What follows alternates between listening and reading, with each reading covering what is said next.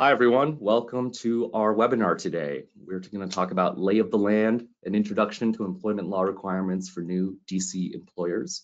My name is Jason Hugh. And I'm Christine Kulumani.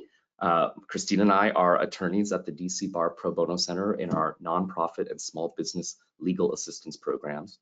We'll tell you a little bit more about us in a second. But just as we're getting started, some housekeeping and technical notes. For those of us joining live today, the handout, the slides for today are available under the Handouts tab or button of your GoToWebinar client. On your GoToWebinar client, you'll also see a questions function. Please feel free to type in questions throughout the presentation. Christine and I will keep an eye on questions. If we have time, we'll get to all the questions at the end of each of our 3 sections.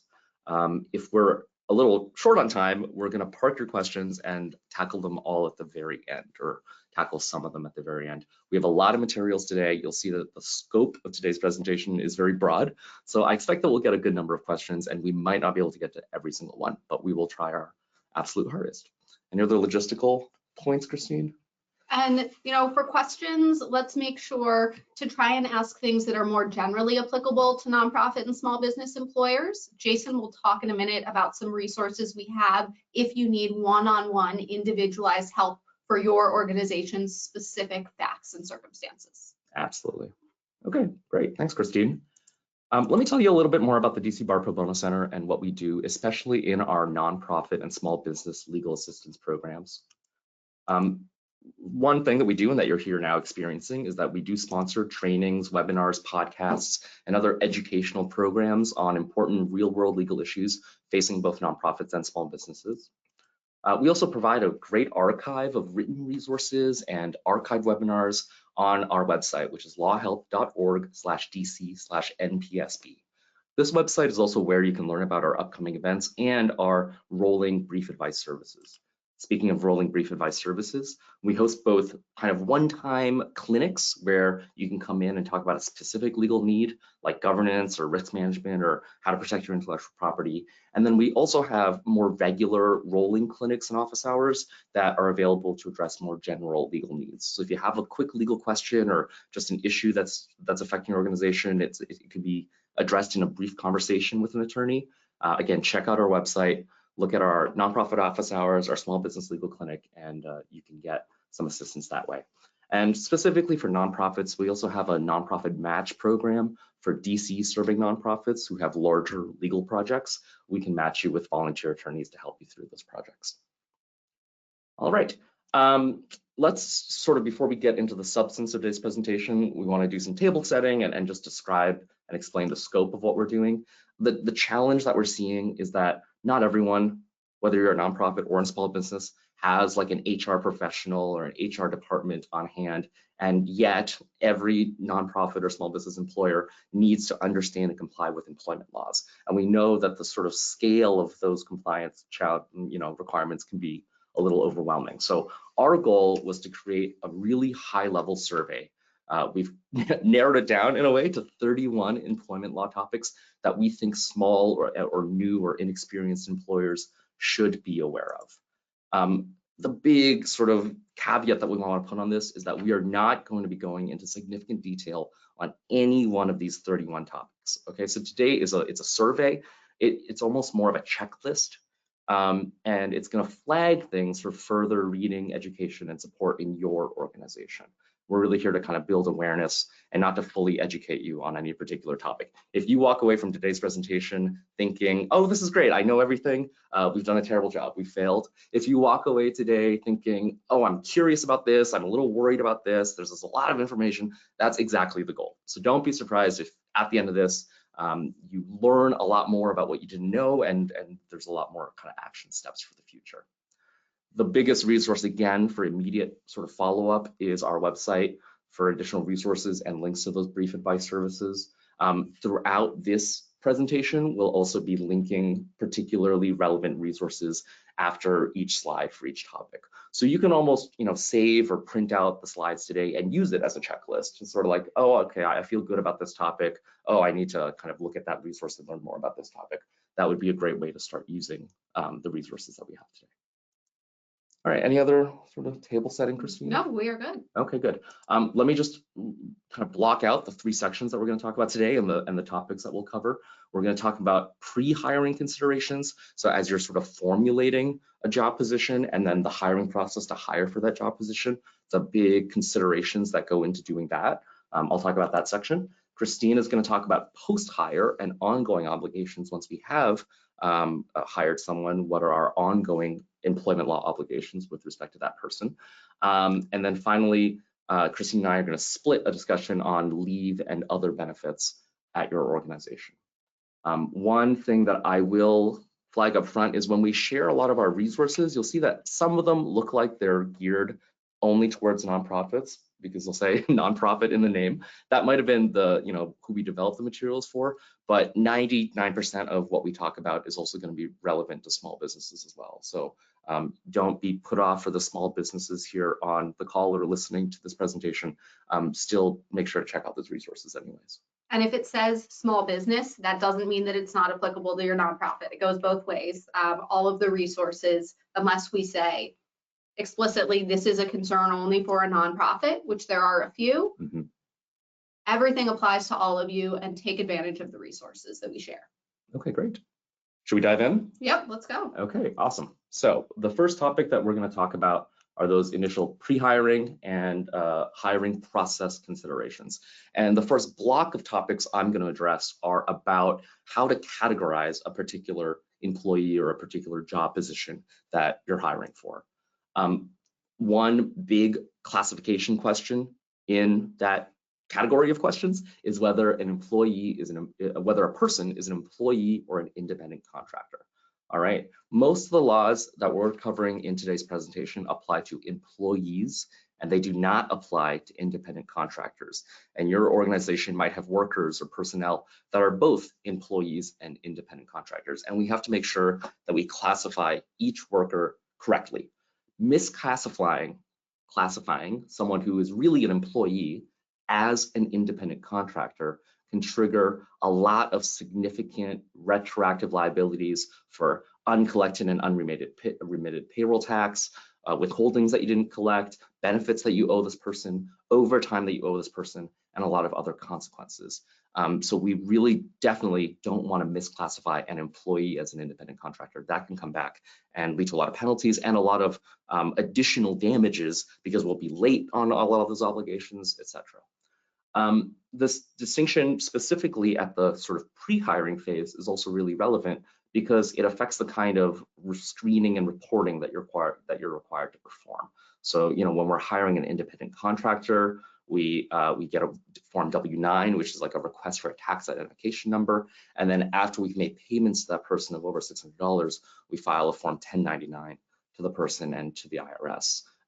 For employees, we're going to talk a lot more detail about those requirements, but basically if you like an I-9 verification, you file W-2s and other tax forms, et cetera, et cetera. So it's really different, your obligations between these two classes of individuals.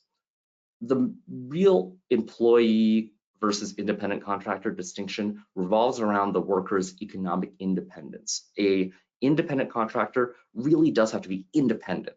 They have to kind of control their own work. They have to be independently skilled and able to do their work without much supervision on your end. They usually have a sort of discrete project or deliverable that they're doing.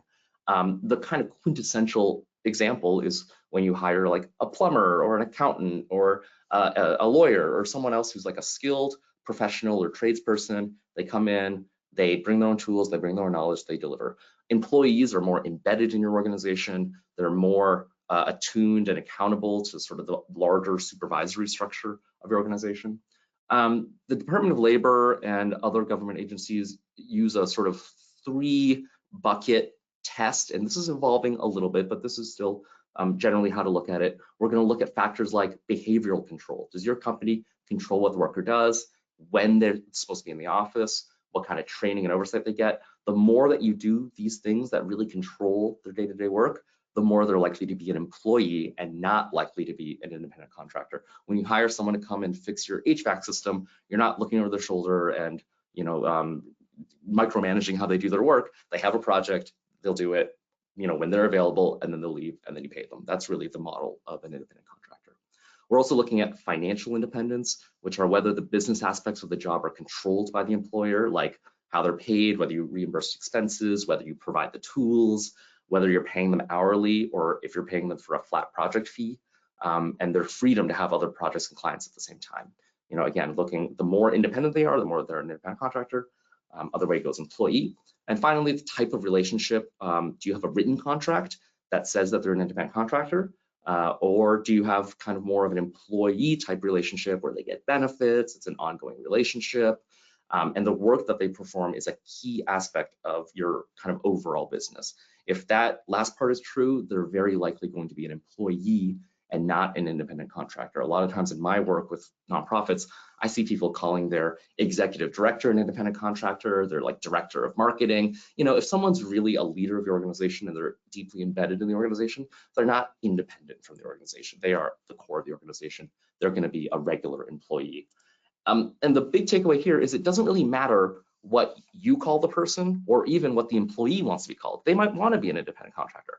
But if at the end of the day, objectively, they fall on one side of this analysis or the other, that's what they are. It's not something you can contract around. Having like an independent contractor agreement is useful, but just because you have something like a contract that says they're an independent contractor, if the way that they work is more like an employee, then legally speaking, they're going to be an employee. Here are some resources on these issues. So again, you can come back to these and learn more.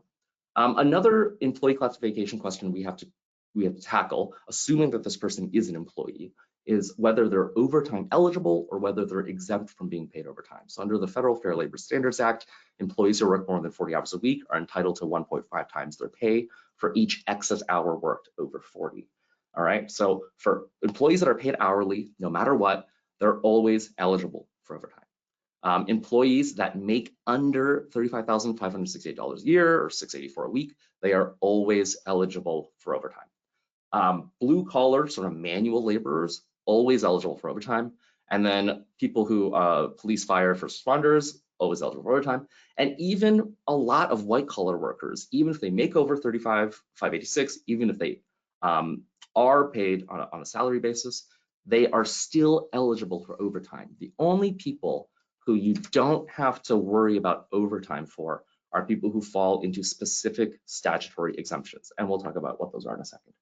One note that I want to make here is that private employers cannot offer comp time instead of overtime. This is something that they do in like the federal government and in other government agencies. And I think that creates some confusion that everyone can offer comp time, especially in a town like DC where we have a lot of government workers. But private employers cannot offer comp time in lieu of paying people overtime. Okay, if people work overtime and they're eligible for overtime, you owe them overtime. So who is exempt from being paid overtime? The three main exemptions I'll lay out here that we see a lot in DC and in our clients, those are the executive exemption, the administrative exemption, and the professional exemption.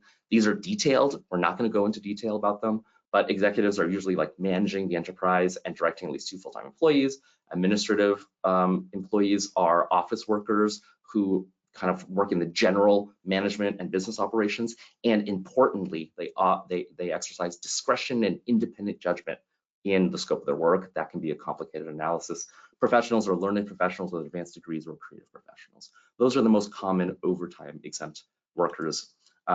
There's also a category for highly compensated employees, who make a certain amount of money. It's easier for them to become overtime exempt. They don't need to check as many boxes as other employees.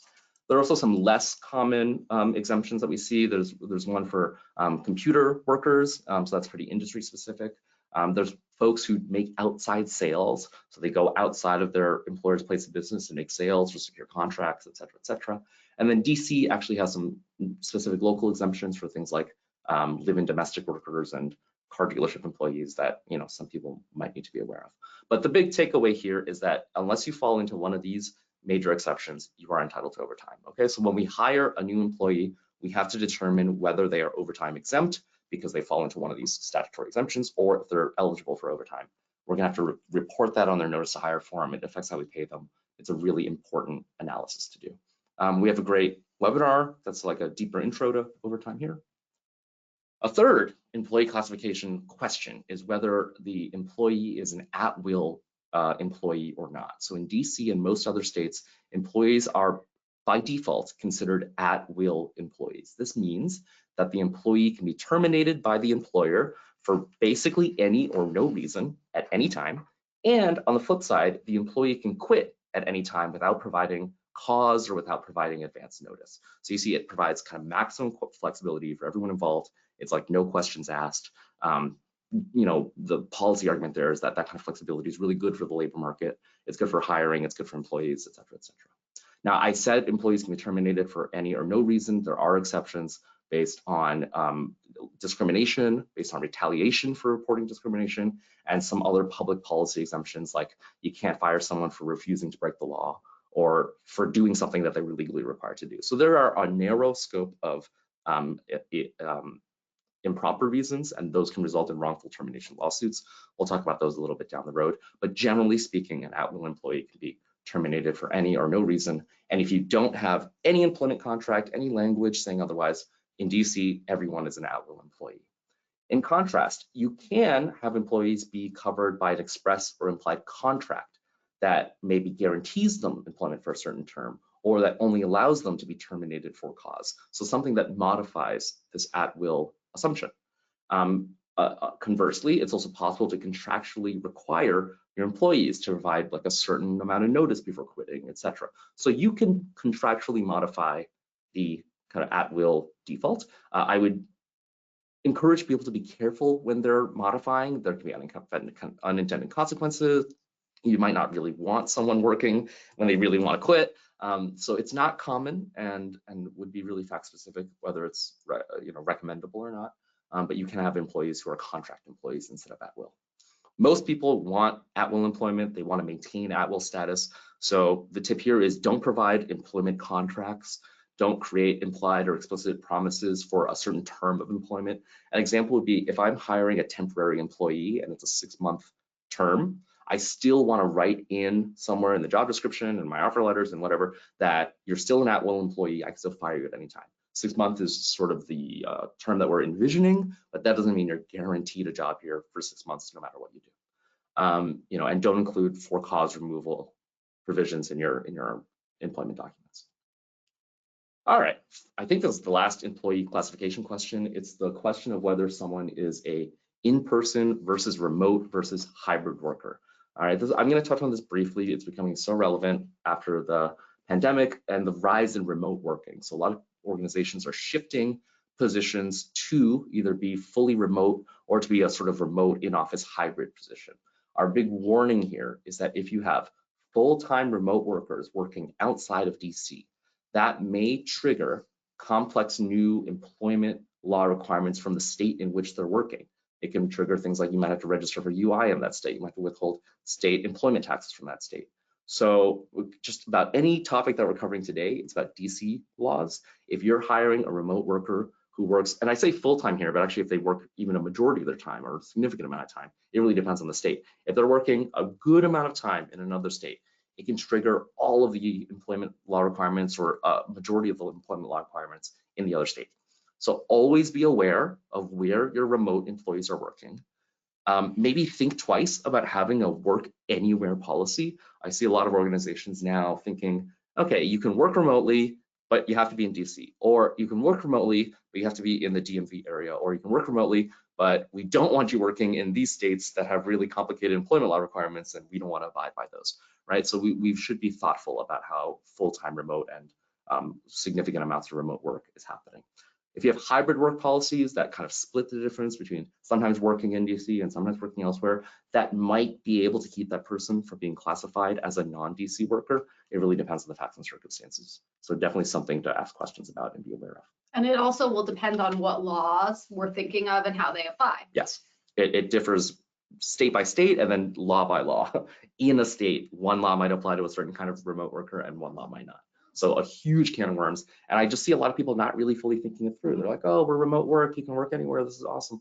And it ends up, like if you have a worker in Texas, you're supposed to like collect child support if they owe that. Most people don't know that. So, most people are not abiding by this too closely, and it's something to keep an eye Okay, I'm going to shift from employee classification and talk about minimum wage and other sort of wage hour considerations. All right. So if you have an employee, almost all employees need to be paid minimum wage. Minimum wage in DC is currently $6.10 an hour. It's going to, starting this year, it's going to start rising by like a consumer price index kind of schedule. Before it was like a statutory schedule. Now it's just going to go up by a sort of floating amount.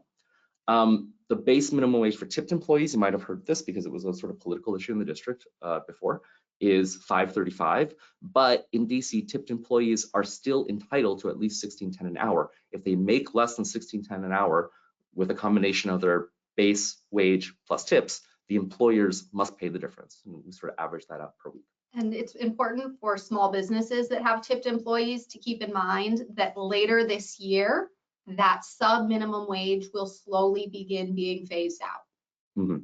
Okay, great. So yeah, today's presentation is February 2023. So if people are listening in the future, something to keep an eye on. For employers who receive government contracts or grants of $100,000 or more, you probably actually need to pay a different kind of minimum wage. We call that a living wage. Right now it's a little bit higher, $16.50, but be aware of that.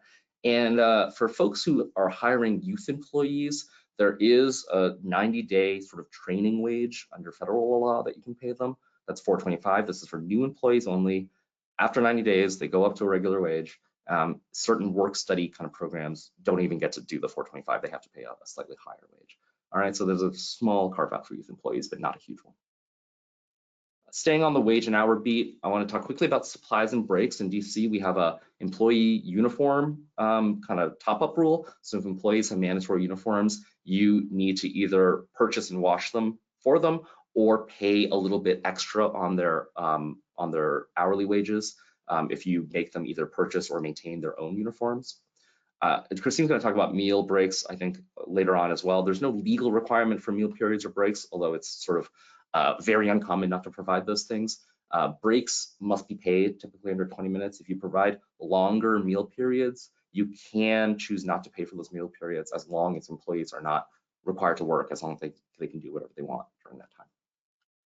And then a quick note on wage payment. So almost all employees in DC must be paid at least twice a month on a regular preset day. Certain administrative, executive, and professional employees can be paid once a month, but that's not the norm or the default. Another note is that when an employee is terminated, and this is a big one that we see a lot of people not keeping up on, their final paycheck is due the next regular, oh, you know what, this should say the next regular business day. It should not say next regular payday. We will change that. When an employee is terminated, their final paycheck is due the next regular business day. When an employee quits or resigns voluntarily, their last paycheck is due the earlier of 7 days or the next scheduled pay date. Okay, so basically you have to pay your terminated employees the day they terminate them or the next day at the latest. There are financial penalties for non-compliance for every day that you don't pay someone their final paycheck when they're owed it. I think it's like 10% of the value of that check or something you're liable for. Okay, so an important thing to keep in mind as part of your termination sort of checklist. Here are some other resources on wage and hour laws. The DC Wage Theft Prevention Act is our big wage and hour law. And we also have a good webinar on how to sort of count compensable time for hourly employees. All right, I want to do a side note almost about nonprofit executive compensation. For the nonprofits on the line, the IRS has special rules that prevent nonprofits from unreasonably overcompensating nonprofit executives. You know, as a nonprofit, you're supposed to use all the money that you fundraise or that you get grants for to advance your mission. That money can certainly be used to hire staff because staff are critical for advancing a lot of nonprofit missions. But what the IRS doesn't want to see is nonprofits using their money to give executives and other staff like exorbitant salaries, you know, grossly overcompensating people. That's not what we want to see in the nonprofit sector. So we have some resources that really sketch out the process in more detail at a really high level. Setting your nonprofit executive compensation should be done by a designated body. It's usually the board or a committee of the board.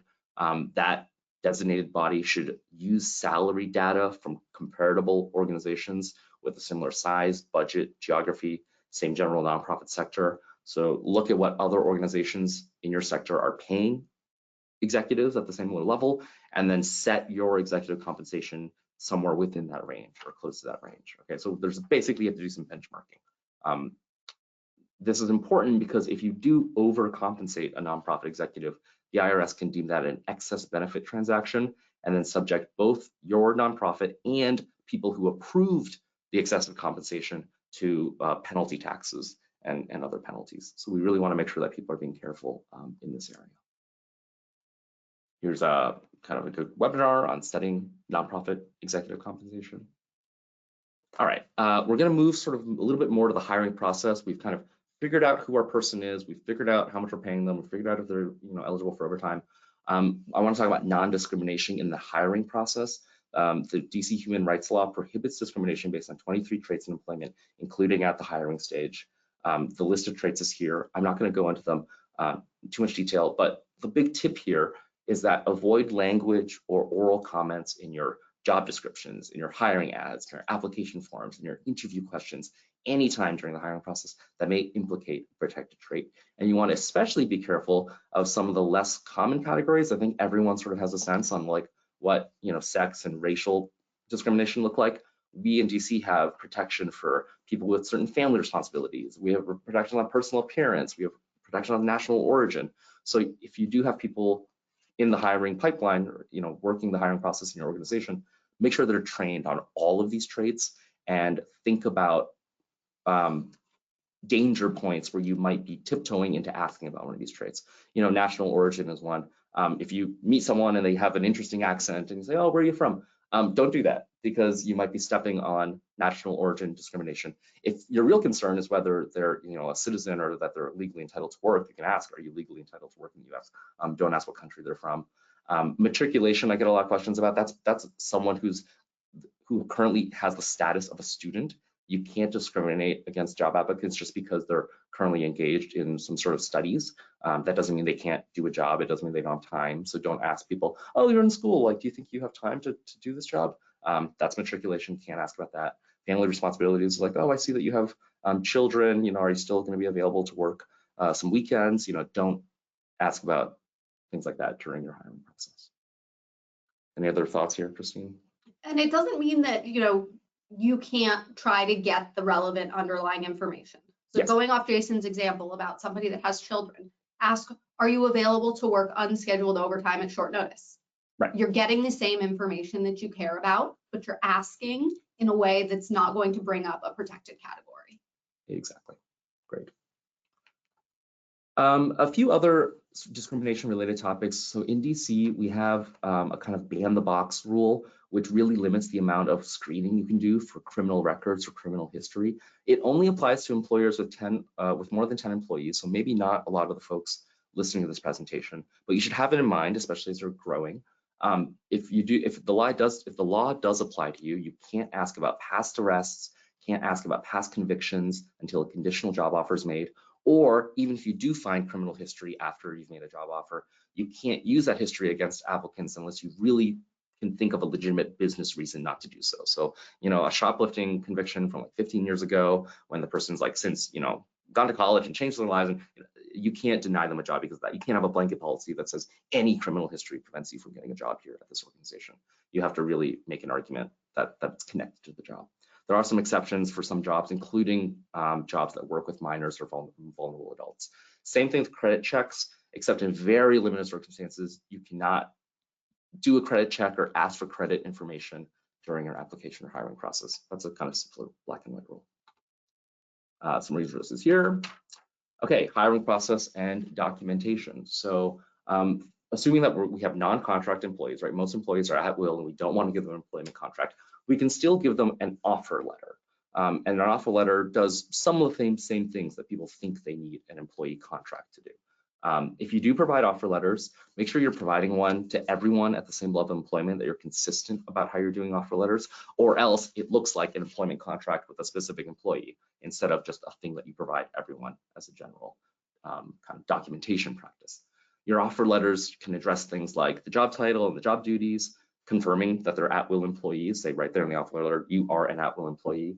You can talk about their start dates and from temporary positions, their anticipated end date, what their compensation is going to be, whether it's full-time, part-time, when you expect them to be in the office, all the kind of stuff. Now, a lot of this stuff can probably be covered in employee handbooks, in other policies. So you might not need it all in your office letter. You could just cross-check the fact that you have other policies that you expect this person to be responsible for. But it is a good place to put some more job-specific stuff like their duties. If they have special benefits that are not in your employee handbook, things like that, you can put in the office letter.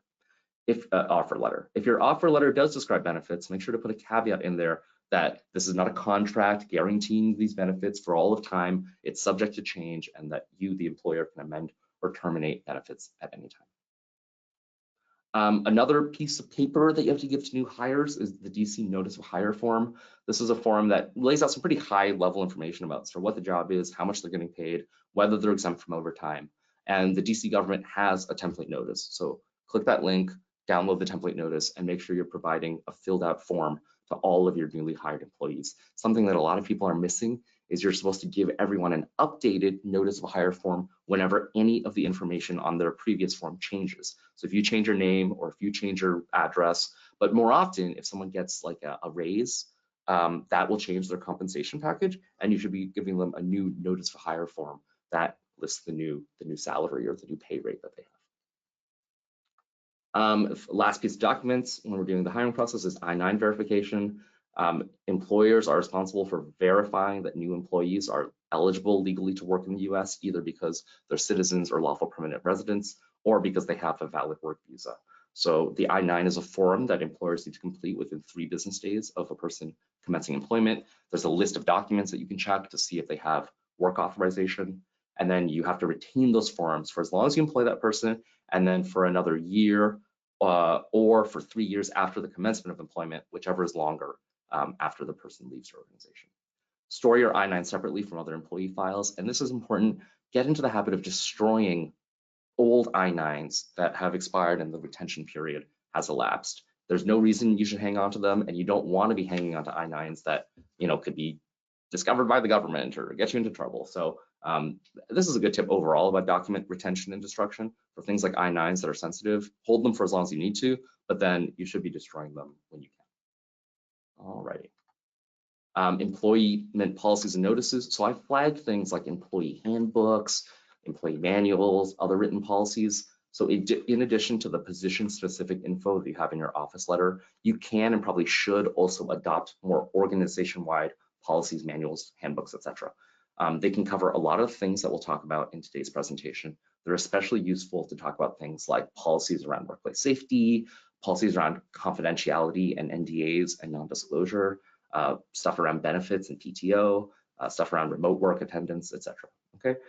Get written acknowledgement that employees have reviewed your policies and manuals, because you don't want you to one day say, oh, it was in the policy, you agreed to this, and they say, oh, I never saw it. So getting people to sign and date that they've read important policies is important practice to get into. But there are also employment law notice and poster requirements that are attached to a lot of the employment laws that we're going to talk about today. Employers are required to post a ton of posters if they have physical work premises. DC it's about 14, give or take, depending on the kind of organization you are. And then the federal employment laws have like around 10 more. So it's a lot of posters. If you have physical premises, they're supposed to be in certain places in your premises, and that differs a little bit depending on each poster. So make sure to think about that. For remote only workers, you should make the posters available online as an alternative. So on like an intranet site or another easily accessible online space that your employees can access. If they're sort of hybrid and they come into the in-office and they're virtual, you should just, as a safe bet, do both to give them the virtual access and also put them in your physical premises. All these posters are available for free on government websites. You don't have to buy them, although there are a lot of companies out there that are selling kind of all-in-one poster solutions, and people do buy them as sort of a convenient alternative to printing everything out and compiling it themselves. Make sure to check at least annually for updates in the posters, or for whenever an underlying law changes, you're probably going to need a new poster. And then my last note in this section, let's talk about interns and volunteers. So we've talked about employees, we talked about independent contractors. You might also have interns and volunteers at your program or in your office. Volunteers, they're working for free, no money. A big note here is that in the for-profit private sector, you can't have employees ever volunteering for your organization. If you're forcing them to volunteer and that A, that's not volunteering, and B, if they're like an hourly employee, you should be paying them for the time, etc. Employees cannot volunteer for their employers as a general rule. On the other hand, people can volunteer for public sector organizations like nonprofits or government entities without being classified as employees or being owed compensation for their work. That's traditional, and these are mission-driven public organizations. That's fine.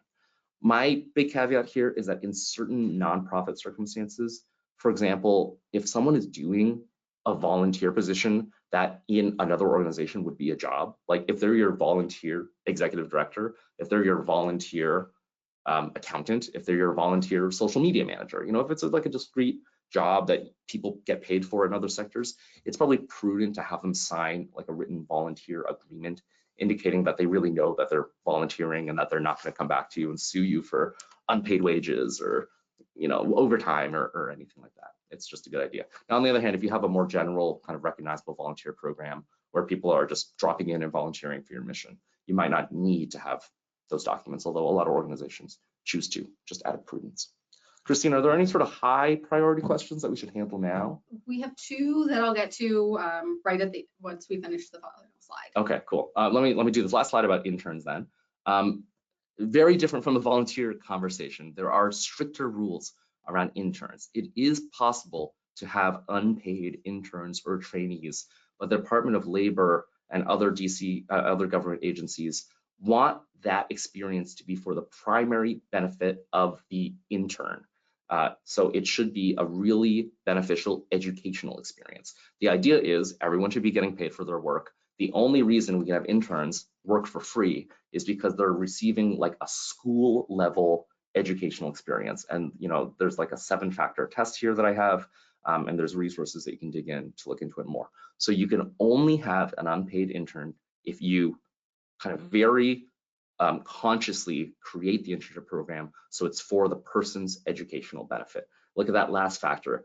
They'll look at the extent to which the second last factor, the extent to which the intern's work complements rather than displaces the work of paid employees while providing significant educational benefits to the intern. So that old sort of stereotype about interns going out and like getting coffee and doing menial labor for the organization, it's not going to cut it. That's not educational. It's work that another entry-level employee could be doing. It should really be specialized, like intern work that is relevant to your organization, but is really for the intern's educational benefit. If you don't want to create that kind of program and you want to have a paid intern, that's awesome, and we support paid internships, and it's certainly the trend. But just remember, paid interns are just employees. There is no class of people in employment law called interns. If you're paying someone to do their work, they're an employee. They could be a temporary employee, maybe, but they're still an employee. So you still have to give them a W-2. You still have to pay the minimum wage. Even if you call it a stipend, it still has to be minimum wage. So paid interns are just regular employees. All right, Christine, that's the end of the section. Okay, we have 2 misclassification questions. Yes. So first, how is misclassification enforced? Do employees have to sue? Is there a government agency that will come after your organization? Yeah, and you should jump in on this too. There's multiple ways. A lot of times we do see employees coming back and suing. So people who are classified as independent contractors, they're let go, maybe they're disgruntled, or maybe they've just gotten some legal counsel that told them they were misclassified, and they're like, oh, you mean I've been owed minimum wage and overtime and benefits? Oh my gosh, and they can come back and sue. That happens quite often.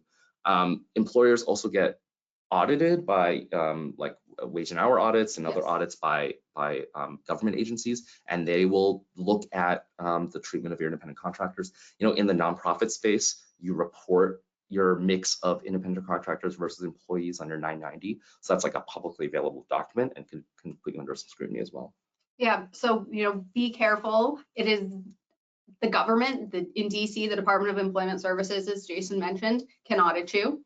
But also, yeah, when you have a worker that is upset or unhappy, or even if they're classified as an independent contractor and they realize, oh, wait, I actually am entitled to these benefits. Yeah, that's the more common way. Yeah, they are going to come back at you because they want what they are legally entitled to. And Jason mentioned before, a lot of penalties can come along with that for your organization, not just back taxes that are due or leave that wasn't paid, but in DC, there are triple damages for money that is owed to workers oftentimes. Mhm. So you're paying way more than you would have. And legal fees. Yeah, and legal fees and statutory penalties. So really try to get it right. Don't think about who is going to enforce this against me. Think about structuring these positions properly so that folks are properly classified and you don't have to worry if there's ever an audit or a complaint. Yep. On this same topic, we're talking about employer penalties for misclassification. For accepting the wrong classification or going along with it. Yeah, a little bit outside the scope of what we Yeah. usually deal with here. We really focus on employer side responsibilities. But yeah, there could be tax implications for employees, because if you're a regular employee, you're supposed to withhold and then pay payroll taxes to the government, for example, and then that affects how you report your own taxes. Because they're supposed to have been withheld. So there's going to be some tax implications for that person for sure. But generally, the strictly legal penalties are on the employer only. It is your responsibility as the employer and treat it as your sole responsibility to get it right. Just because the worker says they are okay being classified as an independent contractor does not legally protect you if they are actually an employee. Yep. Any other questions we want to do now, or should we save some to the end? Yeah, let's save some till the end. Great. All right, I'm going to pass it to Christine for the next section. All right, so now that we have our employees, we know what they are doing, how we are paying them, they have all of their documents and have been onboarded, what do you as an employer need to do to stay in good standing? And what do you need to do for your employees? First of all, tax withholding and remittance. It all comes down to money in the end. And these are really important because taxes are not the money of your organization. This is the government's money, and the government will take it very seriously. For DC employers, and this is assuming that your workers are in DC, live in DC, work in DC, we have two categories. We have DC taxes and federal taxes. On the DC side, we have income tax withholding. This will be withheld by you as the employer from employees' paychecks and then remitted to the DC Office of Tax and Revenue. Generally, this will be on a monthly basis. Also, unemployment insurance and paid family leave. These are DC specific, and these will both be paid to the DC Department of Employment Services. You, along with paying this money and these taxes, will need to file reports alongside it. If you are an employer and you do not have these accounts set up, that is a huge problem. These accounts are generally established when you file your Form FR 500 with the DC Office of Tax and Revenue. So make sure to go online and verify your accounts. You should have one with Office of Tax and Revenue and the Department of Employment Services Employer Self-Service Portal. On the federal end, we have, again, your income tax withholding because there are federal income taxes that workers pay. Again, this is not your money. You're also responsible for, as an employer, paying Social Security tax, Medicare tax, and federal unemployment tax. These are generally going to be paid to the IRS monthly if you are a small employer. If you are not such a small employer or have very high wages, it may be on a semi-weekly basis. Federal unemployment will be paid on a separate schedule. Along with making these payments, you need to file Form 941 and 940 with the IRS. These are reconciliation and wage reporting statements for the taxes that you have withheld for Social Security, Medicare, and federal unemployment tax. Also, at the end of the year, you need to file with the IRS and issue to employees Forms W-2. This is something that, those of us who are employees received or should have received by now because we are in the new calendar year. So make sure that you are not only issuing those to employees, but filing them with the federal government. We have some resources if you have questions or need more information and access to the portals. Okay. You have this employee, you're paying them, you're withholding their taxes, but they're in place and you're thinking, okay, I'm paying, I'm doing what I need to, but we also really want to protect our organization. A main way that this traditionally has been done is through the use of non-compete agreements. Beginning October 1st of 2022, most new non-compete agreements for DC workers are invalid and unenforceable. This also includes any workplace policies, whether a standalone policy or something in your employee handbook, like Jason talked about, that prohibits concurrent employment or operating the employee operating their own business, moonlighting. This includes if an employee is working directly for a competitor or opening their own business that is a direct competitor. That said, non-compete agreements that went into effect before that date, they may be enforceable and valid, but that will be held to the legal standard of reasonableness and whether it was enforceable pre-October law. There are some exceptions to the ban on non-compete agreements. Medical professionals that earn more than $250,000 of compensation a year. Other employees earning more than $150,000 a year. Even if you have a worker that is exempt from the ban on non-compete agreements, there are specific regulations that apply. So you must give them notice in advance and provide an opportunity to review the non-compete agreement. Their non-compete agreement itself must specify very clearly the scope, and there is a cap on the length of the agreements. It cannot be unreasonable, even if it is legally permitted. Also, an employer cannot retaliate or take adverse action against an employee who won't sign a prohibited non-compete agreement, who asks questions about a non-compete agreement or a workplace policy that they believe may violate the law, who doesn't comply with, who goes against, even if openly, a prohibited agreement, who asks for information on the ban, or who requests a copy of a non-compete agreement, whether it's already happened, whether it's valid, whether it's permitted. If there is one and they want a copy, the employer must give it and cannot then retaliate against the employee, fire them, demote them, give them less favorable working hours as a result. Also, Jason mentioned that there are notice requirements for many laws. The ban on non-compete agreements in DC is one of them. Employers must provide notice to their workers on the underlying legislation and their rights as it relates to the non-compete agreements. So make sure that you as an employer, if you already have employees, the first round for notices is already out. So make sure that you have done that. And if you haven't, make sure to get those out as soon as possible. Also, it's important to note that the federal government is currently exploring a non-compete ban. It would not be as expansive as DC's, but something to keep an eye on, particularly if you are a DC employer and also have employees working elsewhere.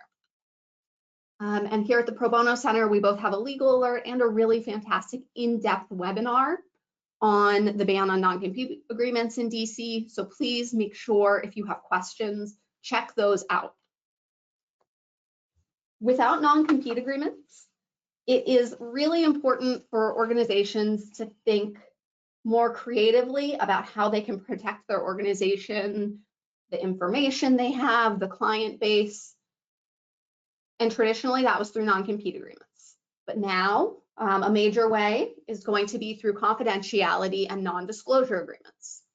These are documents that will protect your organization's intellectual property, your customers' and clients' information, also lists of them, and help your workers and your organization comply with any professional standards that exist based on your industry. You want to make sure that these are contractual, legally binding documents. Don't just have a confidentiality policy that you tell someone when you hire them and walk in the door. It can be, it's good to have confidentiality provisions in your employee handbook. Also consider a standalone non-disclosure agreement when an employee signs on as a worker. You can have these agreements. You can use them to protect your information, but it's really important that not just is it in writing and that the agreement protects your goals, but that it's enforceable. So when we're looking at enforceable, it needs to be reasonable, not so restrictive or intangible, undefined, encompassing of all potential information that a court would say, hey, no, this is not fair. So we want to look and make sure that the information that your organization is asking workers to keep confidential has actually been kept confidential by your organization. You can't say, you can't share this information, but we are publicly sharing it. Also, these agreements need to be limited in the scope of the information and the duration for how long it lasts. You cannot ask somebody to sign a non-disclosure agreement that goes on forever.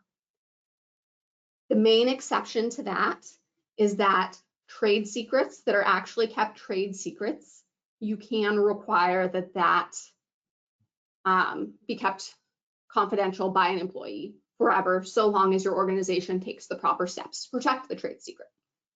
Also, a non-disclosure agreement cannot ask an employee to do something illegal or force them to keep illegal information under wraps. A court is not going to want to enforce that. When we're thinking about how we treat employees and the work environment we create, we want to make sure that there is no harassment going on. Your organization should have a written anti-harassment policy that includes sexual harassment.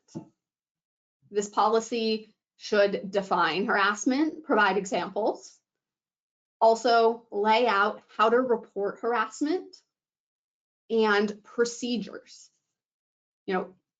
You report it to so-and-so, and then this is what happens. Also lay out potential consequences or what may happen, because of course we want to deter the conduct. It should lay out any confidentiality in the process of reporting an investigation, but also be clear about limitations of that confidentiality. There may come a time when harassment is being investigated that names of who has reported or who was involved will have to be revealed. Be clear about that in your policy. Do not promise 100% confidentiality no matter what. Also, the policy should have anti-retaliation provisions. Do not leave the door open that if somebody comes forward and reports that they have been sexually harassed or that they have seen sexual harassment happen in the workplace, that they may be fired or they may be demoted, that they may have their wages cut, their hours cut. Be clear that there is an anti-retaliation policy when harassment is reported. Also, when you have this policy, train employees on the anti-harassment policy. Provide them an opportunity to ask questions, to interact with potential scenarios and situations and what harassment may look like. Also, it's really incredibly important, and I cannot overstate this, that if you as an employer know that harassment is happening in your workplace, you are required to do something about it. You cannot allow harassment to continue and not do anything. You must affirmatively take steps. If you don't, a worker or somebody else in your workplace that is being harassed is likely to sue you. And you want to show, if that happens, hey, we learned about this, and these are the exact steps we took. This is when we took them. This was the outcome. That's really important. And I was just reading about a case yesterday where an employer was being sued for harassment, and they were able to show, hey, It was reported to us by a manager. We completed an investigation within 5 days, and the court said, oh, hey, yeah, you employer did everything right. Let's dismiss this case. So it's very, very important. When we're thinking about, being safe in the workplace, it's not just safe from harassment. There are some other things you should consider in your workplace for safety and security. So at the federal level, we have the Occupational Safety and Health Act, and we think OSHA here. So what the federal government requires is that you must maintain a workplace and adopt policies and practices necessary and appropriate to protect workers doing their job at your workplace or wherever they perform their work. You also need to comply with any standards that are specific to what your business's industry is. And that can really vary. If you're a manufacturing facility, you have different standards than a very strict office setting where everyone sits in a cubicle with a computer. But you need to know what is reasonable for your industry and your establishment. Also, employees need to have protective equipment for their health and safety in the workplace. Finally, at the federal level, they require you to report work-related fatalities to them, and also you need to report hospitalizations, amputations, and loss of an eye. So these are things that the government says, if something happens in the workplace, we want to know about it so that we can investigate and make sure that it is a safe workplace. Overall, keep your workplace free of known dangers. And known means you actually know or you should have known. In DC, the DC Smoke-Free Workplace Act is a big piece of workplace safety legislation that requires workplaces to be smoke-free. You can have a designated, ventilated, specific smoke area, but you cannot have smoke or allow employees to smoke in work areas, lounges, bathrooms, public spaces, cafeterias, halls, or in employer-owned vehicles. This is major. If you permit smoking, it needs to be a very specific designated area and ventilated to keep employees, those who do not smoke, safe from secondhand smoke. Like the federal government, you must report job-related illnesses or injuries to DC, the Department of Employment Services. When we're thinking of keeping the workplace safe, Jason started bringing this up, breaks and meal periods are not legally required, but they help keep your workplace safe, your employees safe and fueled. Particularly, depending on your industry, it may be really important to keep a physically safe environment that people have an opportunity to step away, to refresh, to have a snack, to go for a walk. And we do recommend, and it is very unusual for employers not to offer breaks and meal periods. When you have them, have a policy. Make clear what these look like so that employees can adhere to your policy, to your requirements, and that there are no questions about if they are getting paid or not for these. Okay, so we also have whistleblower and anti-retaliation. A whistleblower is generally a person who reports illegal, fraudulent, unsafe, or unethical conduct. Here, it is very important to have a written whistleblower policy with clear instructions on who this conduct can be reported to. This is especially, I cannot overstate how important for nonprofit organizations. Have a whistleblower policy. Have this. Also, do not punish employees for whistleblowing. Do not retaliate against them. And in fact, make it known that and encourage a culture where accountability exists, where you want to know as an employer about misconduct, about illegal activity, about unethical activity. It is very important to create that culture so that this information can rise to the top and be revealed. Again, do not retaliate against employees for exercising their legally protected right or sharing information. So what does this include? Termination, demotion, pay decrease, less favorable schedule, anything that makes the conditions of their employment less favorable is going to be a problem. And again, don't just have these policies written, train your employees on them, and actually follow the policies. If you have a whistleblower policy and it's not followed, somebody reports something and it goes into an abyss and your organization does nothing, that's a problem. That is not an effective policy. Also, having a policy and creating a culture where nobody feels safe to report is also a problem. We have some great resources for nonprofits on whistleblower policies, so please make sure to check those out.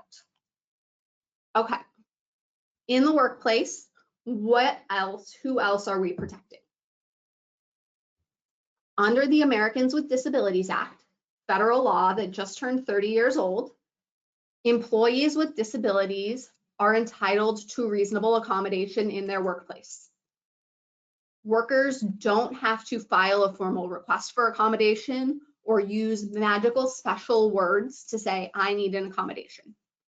Once an employer is made aware that an employee has a disability and would benefit from an accommodation, then we begin what is called an interactive process. And this is a conversation, a back and forth between the employer and the worker to evaluate what potential accommodations would allow the worker to perform the essential job functions. This is going to look different depending on the worker, the disability, and the employer's workplace and the type of work performed. But some examples of reasonable accommodations: additional breaks, adjusted work hours, a different work schedule, transferring certain physical tasks to other employees, working remotely, providing an American Sign Language interpreter. And these are just examples. Do not allow this to limit you. You as an employer have a duty to try to determine and work with the worker to figure out what accommodation they individually need. There is not a list for you to check from and pull from and say yes, no, yes, no, yes, no. Really engage in that interactive process. And it's super important as you're going through this interactive process and determining if you can accommodate an employee to remember that the cost alone is usually not enough for you as an employer to deny an employee's accommodation. You must legally show that the accommodation would cause undue hardship on your organization. That is a very high threshold. Money alone is generally not enough. If you work with the employee, oftentimes there are accommodations that can be made. And it may not be the employee's preferred accommodation or you as the employer's preferred accommodation, but you are able to make it work. So engage in that process, try to work together. And again, not just work with them to find accommodations, but do not discriminate against an employee for being disabled. That is a huge no-no. And chances are you will get sued. And if you discriminated against them for being disabled, it is likely that you will lose in that lawsuit because you have discriminated illegally. We have some good resources on this. And if you have questions about the ADA for employees, I recommend that you talk one-on-one with a lawyer because it is so incredibly fact specific. In DC, you also cannot discriminate against an employee for breastfeeding. There are certain accommodations and steps that you need to take. So you as an employer need to provide unpaid breaks legally, though we do, suggest that if you're able, provide paid break to employees so that they can meet their needs to express breast milk for their child, both for comfort and to maintain their milk supply as needed. Don't shove them into the bathroom or into a corner. You are required to do your best to provide a sanitary room or somewhere else that's near the work area. They don't have to walk half a mile to another building and climb 7 flights of stairs. That is not a bathroom or a toilet stall. It needs to be private and secure. Some workplaces will have restrooms that can be used for that. Not restrooms, rest areas, break areas, quiet rooms, or specific rooms designated for breastfeeding. But make sure that you are thinking about this if you have employees that are breastfeeding. Do not discriminate against them. Make sure that you provide them with both a safe, clean place to do it and the break time needed. There's some more non-discrimination protections. Jason mentioned early on that in DC, the Human Rights Act is a very expansive piece of legislation that protects DC workers, not just in the hiring process, but when they are employees. You cannot discriminate against employees, once they're working. Some ways that may come up, Jason already mentioned matriculation, also personal appearance, hairstyles, political affiliation in DC is relatively unique. You cannot punish an employee for not subscribing to the same political beliefs as you. Be very careful about that. Also, on top of taking some steps to accommodate breastfeeding workers, in DC, we have the Protecting Pregnant Workers Fairness Act. You as employer must provide a reasonable accommodation to an employee that is limited in their ability to perform certain duties of their job due to being pregnant, undergoing childbirth, being breastfeeding, or a related medical condition to employee childbirth or breastfeeding. So if they have high blood pressure as a result. You again will go through that reasonable accommodation process to figure out what makes sense for that worker in their specific job, along with your organization. On the federal side, we have some additional non-discrimination laws. There is federal pregnancy discrimination protections. In DC, it is much more expansive, so make sure you're following the DC law. Also, age discrimination. You cannot discriminate against employees that are 40 or more years old in hiring, promotion, discharge, compensation, terms, conditions, or privileges of employment. So, a good example of this is you can't teach an old dog new tricks. You don't want to promote an employee that is over 40 years old as a result of their age and directly related to the fact that they are older. Be very, very careful about this. Also, the Civil Rights Act, which I hope everybody has heard of. You cannot discriminate against somebody based on their race, their color, their national origin, their sex, or their religion. These are all traits that are also protected in DC under the Human Rights Act. But because these are also covered by federal law, not only can an employee come against you locally, they can come against you federally, and you may have both a local and a federal agency investigating your organization for discrimination. We do not want that to happen. Can we go back to there was one sort of timely audience question about personal appearance. Yes. And how that intersects with like a dress code at your office. Any insights about that? Yes, so dress codes are absolutely acceptable, but we want to make sure that the personal appearance requirement and the dress code, you don't have a dress code that is intended to be discriminatory or target out certain individuals or classes of individuals. Yep. And so when we're looking at a dress code, okay, do you have to wear a certain shirt or certain colors? Well, generally that is for a uniform appearance so that customers can identify you, not because there is a certain worker that likes a certain color and that is the only thing they like to wear and you are targeting them. Yep. And I think it's important to think of dress codes. They just always need to be serving a business purpose. Yes. So for uniformity or for sort of to keep certain professionalism standards. You can have the dress code be, we require professional dress. Safety also. Yeah, safety also. Someone was asking about very sort of sex segregated dress codes, like women must wear skirts, men must wear pants. I would counsel people to start moving away from those really micromanagey sort of standards and to get more back into this realm of just like whatever professional attire is for your industry in your sector, and not get too specific based on gender or other qualifications. A lot of these personal appearance rules are made around things like hairstyle and other things that aren't related to clothing. Yes, and you want to be careful with dress codes also. It may not just touch on personal appearance, but also gender identity and expression. Yes. So we really want to be careful about that. Also religion. All right, so we have employees. They are on board, we are paying their taxes, we are not discriminating against them, we are providing a welcoming, safe work environment. Let's make sure that things are going well and we're documenting them. Let's do that through a performance management system. It is advisable to have either an annual or some other regularly scheduled performance review and management system.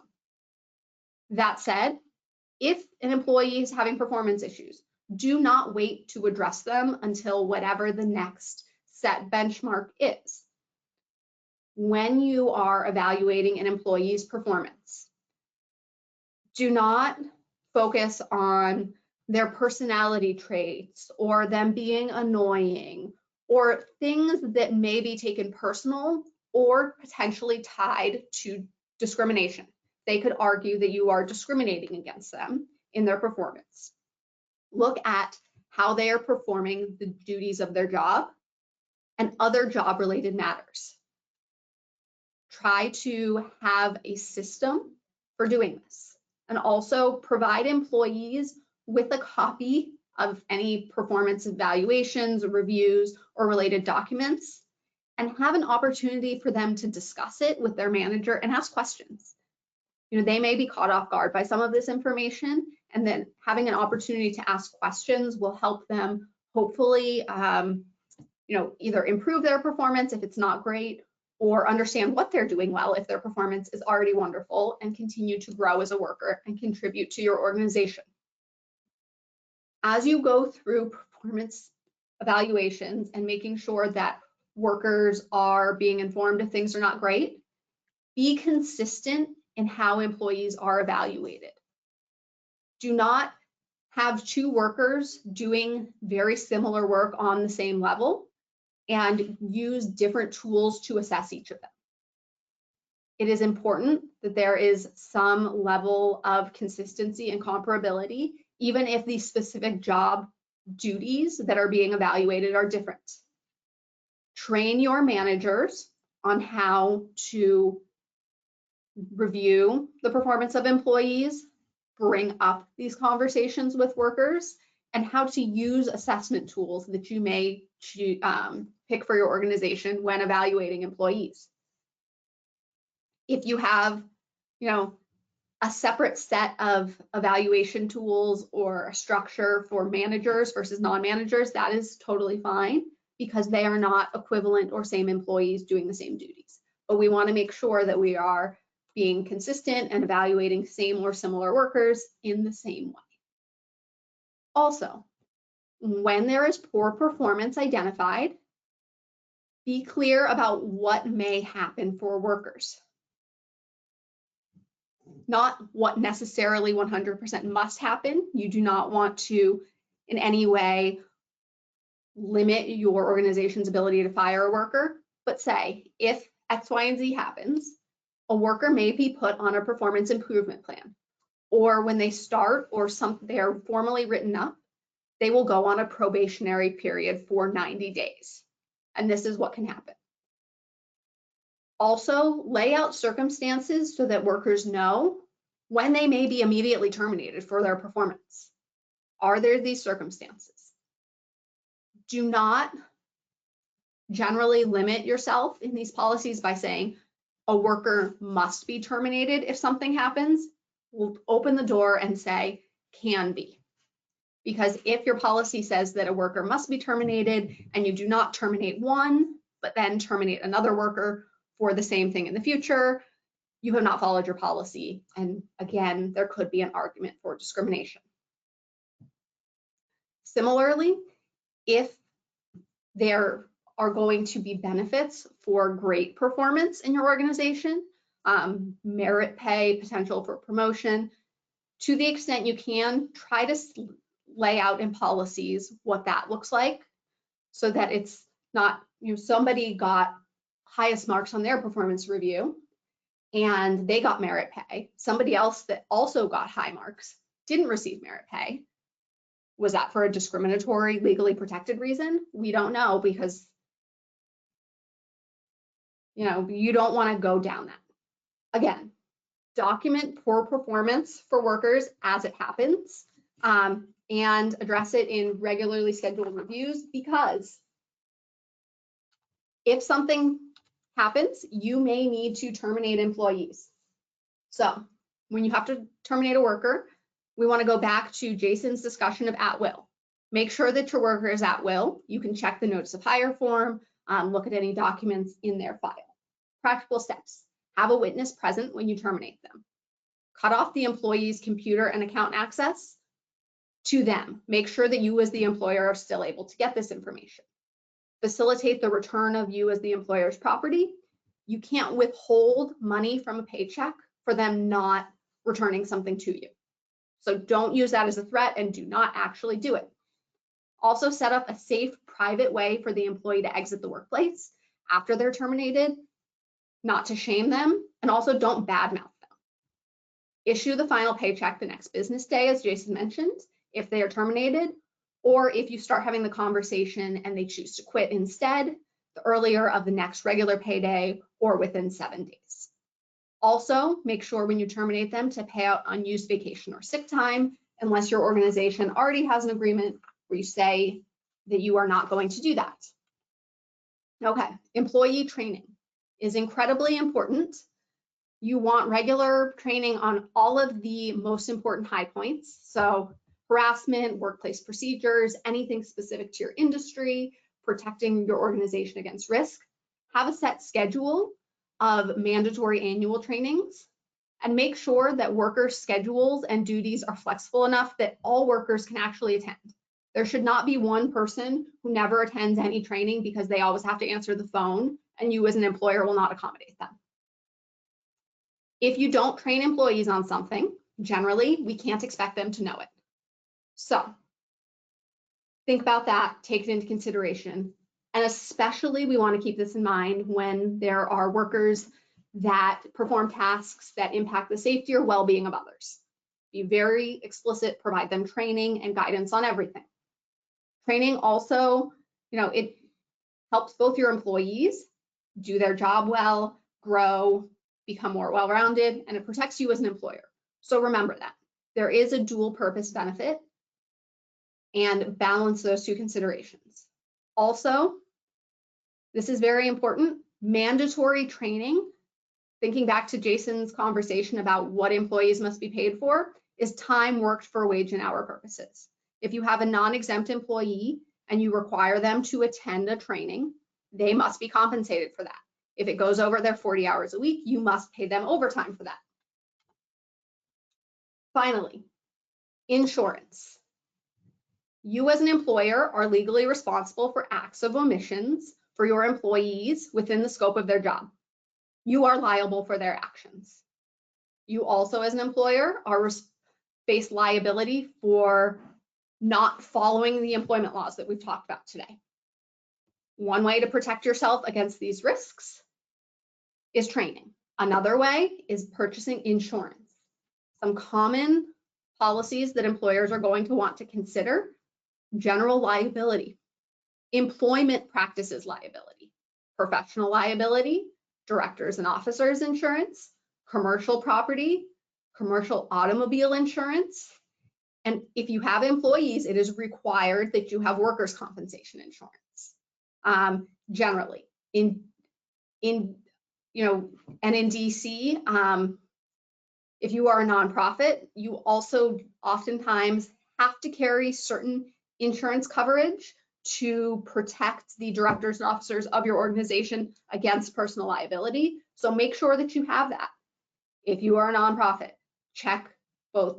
If you're in DC, you're going to need it, but also check that your governing documents also clearly, explicitly state that you need them and any minimum thresholds of coverage that you need to have. And just particularly relevant to the discussion today, that piece about employment practices liability insurance. This is insurance that protects you from lawsuits related to your employment practices, so like discrimination and other things. Sometimes you'll see that as a freestanding policy that you can look at and buy separately. Sometimes that's embedded into other policies like your liability policy or your directors and officers insurance. So when you're going out and shopping for insurance, either by working directly with insurance companies or maybe you're working through an insurance broker, either way, ask about employment practices liability insurance, see how much more would be to include that in your policy, because it's a very useful coverage to have and can be pretty cost effective. Okay. Great. Before we quickly dive into leave and benefits, we have. I say we power through Okay. leave and benefits so that we finish the main presentation on time, and then we'll stay on a little bit longer to answer any lingering questions. Okay. So in DC, there are certain mandatory leave laws that apply to employers. First off is the DC Family and Medical Leave Act, DC FMLA. This is a law that applies to employers with 20 or more employees and permits eligible employees to take up to 16 weeks of unpaid leave during a 24-month period. Eligible employees means that they've worked for the employer for at least 12 months. And within those 12 months, at least 1,000 hours. This is very important. It is unpaid leave. But if you have 20 or more employees, this should be on your radar, and you should work to have a policy so that employees know how to request FMLA. In DC, we also have sick and safe leave. This is paid leave paid by the employer for physical and mental illness, doctor's appointments, or obligations for employees related to being a victim of sexual assault, stalking, or domestic violence. The amount of leave that you must offer employees is a factor of both your size as an employer and the number of hours that an employee works. Statutorily, the amount that you must offer is capped. That does not mean you cannot offer more sick days than this. There's also a separate category from employer size for tipped employees. So I'm not going to read it out, but make sure, look at how many employees you have and that you are allowing workers to accrue sick and safe leave at the proper rate based on how much they work. There also are some very narrow requirements about notice for employees when they want to use leave and their ability to use leave and it rolling over. Also in DC, there is parental leave. This is unpaid or paid if a worker has paid leave available for family members of school-aged children. Family member is defined very broadly, not just a traditional parent. It is up to 24 hours a year for school-related activities. When the activity is foreseeable, the worker must notify their employer 10 days in advance. Of course, not everything is going to be foreseeable, and so you need to keep that in mind. You can't deny it just because there was not 10 days in advance. The newest leave in DC is DC paid family leave. This is a DC administered leave wage replacement program for private workers in DC. If you do not work for the DC government and you work in DC more than 50% of your time or more than anywhere else, any one other place, as workers are entitled to DC paid family leave.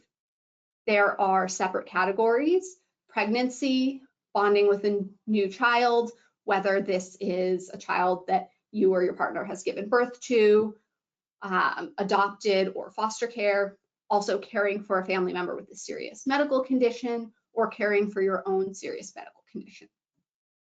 It is a total of 12 weeks a year for this type of leave, and also a potential additional 2 weeks of pregnancy leave.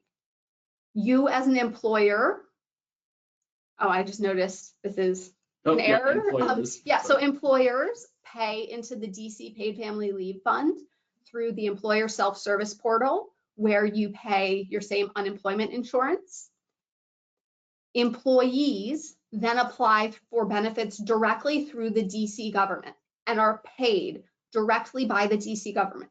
You as an employer do not have the power to tell an employee, no, you cannot take DC paid family leave. They need to notify you. It may overlap with Family and Medical Leave Act, but you cannot make the ultimate determination whether a worker is eligible for paid family leave or not. You also can have additional benefits that go alongside DC paid family leave, whether it is paying them additionals if they make more than the DC maximum benefit, giving them other leave benefits, but make sure that if you want anything to go alongside DC paid family leave, that you are intentional about it, you think about it, and have a written policy. We have many resources on DC paid family leave. Please check them out.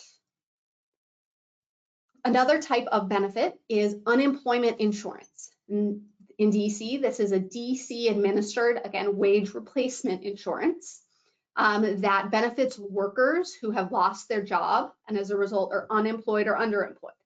These are workers who were let go, they were not fired for cause, and generally it's not available to workers who quit willingly. Unemployment insurance is funded by an employer paid tax to the DC Department of Employment Services. The employer tax rate generally varies based on the number of claims and amount paid out to former employees of the organization. We've laid out the process here, but you as an employer do have somewhat of a role in the process, so please make sure to be cooperative as needed. This is mandatory for DC employers. If you have one employee in DC, you must be a part of the unemployment insurance system. However, if you are a nonprofit in DC, you can choose to self-insure instead of paying into the system, but there is a huge risk because you as an employer will then have to pay out these benefits in whatever amount they need to be to the worker, and that's unpredictable. The benefit of the government system is that it is a pool system. Everybody pays in, so everybody benefits. If you self-insure, you don't know what you will have to pay when. Another mandatory benefit in DC is workers' compensation. If you have one employee, you must have workers' compensation insurance. This is a no-fault insurance for work-related injuries and illnesses. The employer usually has to pay and cover the injury, even if it is the employee's sole fault, even if I bend over and hit my head on the corner of my desk doing something stupid. As a result of this system, the employee generally can't sue, even if the employer is the cause of the accident or something about the workplace that's the employer's fault caused the accident. There is an entire system of workers' compensation. Work with your provider to follow the system. Make sure that you do this to protect yourself and your employees. Also, establish a clear system for employees to report work injuries and have a policy that employees are required to report injuries. So, somebody hits their head in the workplace, in the office, have a policy that they must report it under whatever the system that you have is. And also, again, do not punish employees for their injuries, for reporting their injuries, filing a claim under workers' compensation. Again, it is no fault. We don't care whose fault the injury is. And do not otherwise retaliate against the workers for it. Okay, so past the mandatory leave, Jason, I think I'm gonna take over. 2 notes, programming notes. One, I fixed the 2 little nits that we found during the presentation in the PDF, so I re-uploaded it. So folks, please download the updated version if you're listening live. We're going to go a little over time, but if people need to drop off, everyone will be provided a copy of the recording, so you can catch up later. But let's finish up this section and we'll see if we have time for a few more questions as well. So let me talk about non-mandatory leave, and we'll start with vacation leave, holiday leave, and other forms of paid PTO. So these are actually not legally required, either vacation or holiday leave for private employers here in DC. But the industry standard is to provide some PTO. If you do provide PTO, remember that that's an agreement that you're making with your employees, so you have to provide whatever benefits you promise in your contracts, your handbooks, your policies. The default, if you don't address this issue, the default is that accrued paid leave is paid out to the employee at the termination of employment, and that includes sick leave along with vacation leave. So that is the default, that they're paid out. The default is also that there is no cap or rollover limits on accrued vacation time, okay? So that's sort of the legal default. You are able to enter into agreements with your employees that have alternative policies, maybe limiting payout or limiting rollover, but make sure you get that agreement in writing. I would recommend everyone have a specific page on their employee handbook or policies where there's a signature acknowledging that this person understands that they will not be paid out if they leave, for example, if that's going to be your policy. Okay, so make sure to get specific agreement about that. Health benefits. So employees with under 50 full-time equivalents do not have to provide health insurance to your employees, but you can choose to do so, and many do. If you do provide coverage, it has to comply with the ACA. For us here in DC, there's a DC Health Link that has a small employer marketplace. There's also a healthcare tax credit program that can cover up to 50% of your premium contribution costs for smaller businesses under 25 full-time equivalents. So that's something to look into. It makes providing the benefit a little bit more affordable. If you do provide health coverage, there are just some documentation requirements that you need to be aware of. And you should also be aware of COBRA. So COBRA is statutes that allow for continuing health coverage after a person terminates their employment. For larger employees, it's like 18 to 36 months. For smaller employees, DC has like a mini COBRA that at least lets you extend it for 3 months. So don't think that employees can just jump off your plan as soon as they're terminated or when they quit, although you don't have to provide the employer side subsidy if they're electing to continue coverage under COBRA. Whether or not you provide health benefits, everyone needs to provide new employees with notice of coverage options under the ACA exchanges. We put in a link there to that notice. And then if you have other plans like dental, vision, health savings accounts, we're not going to address them in the scope of today's presentation. Just realize that there are going to be rules around documentation and disclosure that you're going to have to be aware of. A lot of people are working with some kind of benefits manager or another entity to help them navigate those requirements. For transit benefits, again, this is for slightly larger employers, more than 20 employees. You are required to provide transit benefits to employees who work more than 50% of their time in DC. These transportation benefits can be a pre-tax deduction that you take out of your employee's paycheck and that they can then use to spend on qualified transit costs like public transit or vehicle costs. Or you, the employer, can directly pay a subsidy to the employee for, again, those same kind of transit or commuting costs. Or, and this is more rare, employers can themselves provide like van shares or other direct transportation services. A note here is that subsidized parking and bike share benefits do not satisfy the requirements here in DC. That's transit benefits. And just like 2 lines on retirement benefits, there is no legal requirement to provide retire benefits here in DC, as there is beginning to be in a few other states. Just know that if you do offer retirement benefits, there are a lot of compliance requirements that come with those. So definitely work with a retirement benefits professional to help you navigate that world.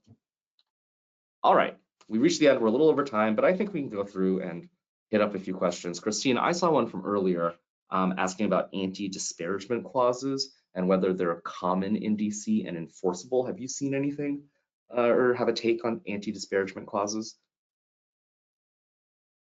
I see them. So I've seen them, but again, I don't know how common they are. The fact that we have seen them, but I don't see them all the time. Mm-hmm. We also, with any type of provision like that, it's not just, is it in the agreement? It's what does it cover and is it reasonable? Yeah. If it prevents saying anything that potentially could be construed negatively, even if it is information that is publicly available or illegal conduct, that's questionable. Yeah. But we want to think about why you as an employer would want anti-disparagement provisions, and ways that maybe you can try to achieve the same thing about maintaining your reputation as an employer without needing to go that far. Yeah, and last December, the Biden administration also passed a law limiting the ability of anti-disparagement provisions to affect claims of sexual harassment. So it used to be that you would complain about sexual harassment, and then employers would go, "Oh no, you're violating our anti-disparagement agreement." And so now that's explicitly carved out via statute. You see them, but as Christine said, you might have trouble enforcing them if they're too broad or unreasonable, and they're sort of going out of favor. And I would certainly not affirmatively recommend that people put them into all of their employee handbooks and everything else. That's a case-by-case kind of consideration. And depending how your organization gets their funding, whether you're a nonprofit that receives a grant or you receive a government grant as a for-profit or a government contractor, those underlying agreements providing your funding may also further limit your ability to have anti-disparagement provisions for workers, because again, your funders want to make sure that they are funding somebody that is transparent and does not limit their employees' ability to, kind of clear the air about them. Yeah. All right, thanks. I'm going to rewind back to a trend that I saw in a lot of the questions in the first section about independent contractors versus employees, and then how that intersects with internships. Yes. So the folks asked, can an intern be an independent contractor? And the answer is a student can be an independent contractor if they are an independent contractor. So if you have a contract out there that's like, hey, come in, we'll pay you $2,000 if you, assess our data systems or something, and you have a project, right? You put out a project and you say, we'll pay $2,000, and you say, oh, this project's eligible for students or something, or maybe you only want to give to students. That's fine. They're just an independent contractor. You're going to treat them like any other independent contractor, right? They're not. That's sort of outside of the intern world. You can't have an unpaid independent contractor unless that arrangement completely satisfies the rules that we talked about before, where it's, that exception for it being like a valuable educational experience. And so at that point, the independent contractor employee distinction doesn't really matter. It's like, are we satisfying, if we're not going to pay them, are we satisfying the rules around unpaid internships? Yeah. So in other words, calling someone an independent contractor doesn't mean you can just not pay them. That's not how that works. Another, common theme for questions throughout all of today's presentation goes back to the topic that we introduced, but is a bit of a landmine, yeah. Remote workers. Yeah. And if you're an employer with remote workers, you really should take an evaluation of, do you have a policy on remote work and are you following it? Mm-hmm. But no matter what, evaluating and assessing, okay, who are your employees? Where are they remotely working from? Is that temporary or permanent? And then diving into all of the potential obligations, both as if you were based in DC, if DC law covers them, but also where they are. Everything ranging from taxes to minimum wage, mandatory leave. There's no one size fits all answer. Yeah. And that might be frustrating, but that's kind of the world we're getting into. Yep. Yeah, so two-step process. A, figure out exactly where people are working and how much time they're spending in each jurisdiction, because you're going to need to know that data to sort of do the step two, which is then to figure out, okay, in each of the relevant jurisdictions, what amount of presence or work triggers the employment laws in that jurisdiction. And then that will spit out everything you need to comply for one or multiple jurisdictions in which this person is working. And it can get really complicated.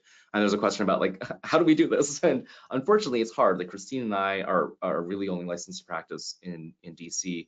You're gonna have to find either legal services types resources like our organization in the jurisdiction where your person is working.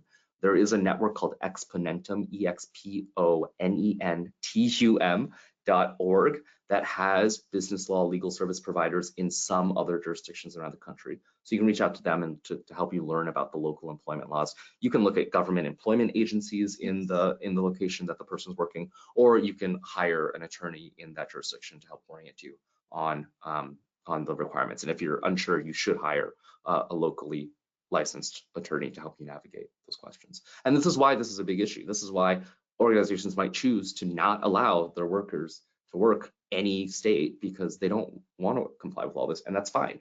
Yep. It's fine if you only want to be a DC employer. And it's really important that if you have, if you have concern and you say, okay, I don't want you living in X, Y, and Z states, have a policy making it clear and upfront to these workers that yes, our business is in DC right now, you reside, wherever. However, we do not permit remote employees to work from wherever, so that it is not a surprise. And if they hopefully, if they have to be let go, saw it coming, and they don't then go back and try to find a reason to sue or make a claim for discrimination against your organization, because again, all of these protected categories or misclassification issues generally come up when somebody is unhappy. Yeah. And so we don't want to spring any surprises on them. Yeah. Be very upfront, very clear. And if your policy changes or it's new, just inform them. Yep. And give people some warning if you can. Just try to treat people as fairly as you can. Any other questions that we want to hit up? Christine, you do one, and then I'll look over the list and I'll do one. Yeah, let's see. So we have a lot of questions about DC paid family leave and who is eligible for that. Employees that work 50% or more of their time in DC, or more of their time in DC than any other jurisdiction physically, even if they live in Maryland or Virginia, can apply for DC paid family leave benefits. If you are a DC organization and you have remote workers that work entirely from their home in Maryland or Virginia permanently, they will not be eligible for DC paid family leave benefits. So we want to make sure we're looking at where the worker is physically working on a consistent, ongoing basis. Just because they sometimes work in Maryland and sometimes Virginia, that is okay. That is very expected and normal in DC. If they are full-time remote in California employment laws, if they have a paid leave, may apply to them, but DC paid family leave is not a benefit eligible for them. And you will not be reporting them or paying that payroll tax associated with them to the DC Department of Employment Services. Great. A question that we had about these volunteers versus employees. So, if you have some volunteers who are performing similar jobs as your paid employees, that is definitely one of the situations that I mentioned when you really want to get a volunteer acknowledgement and agreement from this person. The volunteer saying, yeah, I understand that I'm doing this work on a volunteer capacity. We just don't want people coming back and saying, oh, I worked 20 hours a week for this nonprofit and I thought I was getting paid and now you owe me back wages and all that. So, we just want to prevent that sort of situation, and an agreement will help us do that. Is the revised handout available? Yep, it's on live right now. And it will also be sent to you along with the recording of the presentation in the next days. Awesome. And if you're having any issues clicking the links in it right now, they 100% will be clickable in the version that's sent out to you. Yeah, absolutely. Interesting question about what if you have work hours in your employment handbooks, like core hours, but someone has family obligations that prevent them from working those core hours. So that's an example of where you can choose to accommodate an alternative schedule if you have to, but just having neutral core hours that everyone's supposed to be available. If someone isn't able to meet those hours for whatever reason, as long as you're not discriminating against them specifically because they have kids, then that's a business reason that you don't have to accommodate. But just be careful if you have multiple people that are asking to be accommodated in that, that you treat them fairly and reasonably. Right. Don't, not accommodate somebody who needs to work around that due to childcare reasons, but accommodate somebody who needs to do it for another legally protected reason. Yeah, exactly. All or nothing, right? Either like stick to your guns and just enforce the policy really strictly, or if you're gonna handle accommodations, do it very fairly and very consistently. Exactly. Okay, great. Well, I think we're definitely over time here. If we didn't get to your question, two reasons. One might be we have looked at them all, and it might be that some of the resources that we provide in the linked resources answer your question pretty directly. So please take a look at that, and then if not, reach out to us, use our brief advice services, use the resources, and hopefully it'll start to help. And again, I just want to reiterate, hopefully people are leaving this with their minds kind of expanded and with a lot of questions to ask. That's our goal today, and it's the beginning of a process of learning about this stuff, certainly not the end. So thank you for joining us. Thank you for your patience, and I hope this was a useful and educational experience for everyone on the line. We look forward to helping your organizations as you work to get everything in line for you and your employees. Awesome. All right, take care, everyone.